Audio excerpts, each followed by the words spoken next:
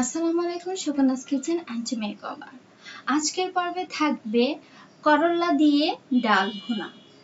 তাহলে চলুন কি কি উপকরণ লাগে আমি শুরুতে বলে দিচ্ছি। আমি এখানে করলা নিয়েছি, আধা ইঞ্চি করে আমি এভাবে চাকচাক করে কেটে নিয়েছি। তারপর এটাকে ভালো করে ধুয়ে নিয়েছি এবং বিচি ছিল সেগুলোকে আমি যতটুকু পারছি ক্লিন করে নিয়েছি। ডাল নিয়েছি দুই রকমের, আধা কাপ মসুরি ডাল, আধা কাপ মুগ ডাল। পেঁয়াজ নিয়েছি আধা কাপ, রসুন 2 টেবিল চামচ, আদা পেস্ট আধা চামচ, রসুন পেস্ট আধা চামচ, মরিচের গুঁড়া আধা চামচ, হলুদের গুঁড়া আধা চামচ, ধনিয়ার গুঁড়া আধা চামচ, জিরার গুঁড়া আধা চামচ।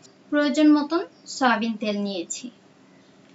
আমি প্রথমে একটি কড়াইতে তেল ঢেলে দিচ্ছি।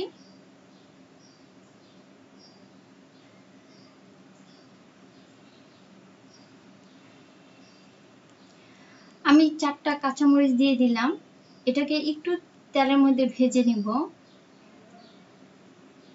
তারপর আমি পেঁয়াজ কুচিগুলো দিয়ে দিলাম, রসুন কুচি দিয়ে দিলাম। হালকা ভেজে নিতে হবে, পেঁয়াজের কাঁচা ভাবটা যেন চলে যায়। তারপর আমি গুঁড়া পেস্ট এবং পেস্ট করা মশলাগুলো অ্যাড করে দিলাম। এখন একটু হালকা পানি দিয়ে এটাকে আমি 2 মিনিটের মতন কষিয়ে নিব, যতক্ষণ পর্যন্ত তেলটা না ওঠে।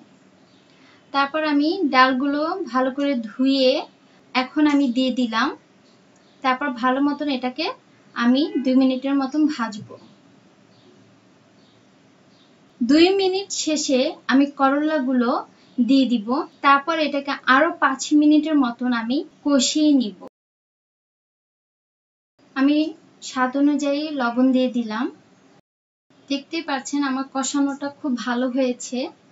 এখন আমি 2 কাপ পরিমাণ পানি অ্যাড করে দিব।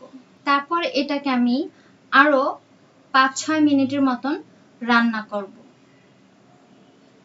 আমি টমেটো দিয়ে দিব। একটা টমেটো আমি কুচি করে নিয়েছি। এটা আমার ফ্রিজে রাখা ফ্রোজেন টমেটো সংরক্ষণ করে রেখেছিলাম, সেখান থেকে আমি দিয়েছি। আমি এখানে 3 থেকে 4টি টমেটো দিব। তারপর এটাকে আরো 2 মিনিটের মতন মিডিয়াম আঁচ থেকে অল্প আঁচে রান্না করব। তারপর আমি পরিবেশন পাত্রে আপনাদেরকে সাজিয়ে দেখাচ্ছি। হয়ে গেল সুস্বাদু করলা দিয়ে ডাল ভুনা। আশা করি আমার এই এপিসোড ভালো লেগেছে। যদি ভালো লেগেই থাকে লাইক, শেয়ার, কমেন্ট করবে আর আমার চ্যানেলটা অবশ্যই সাবস্ক্রাইব করবে। ধন্যবাদ সবাইকে।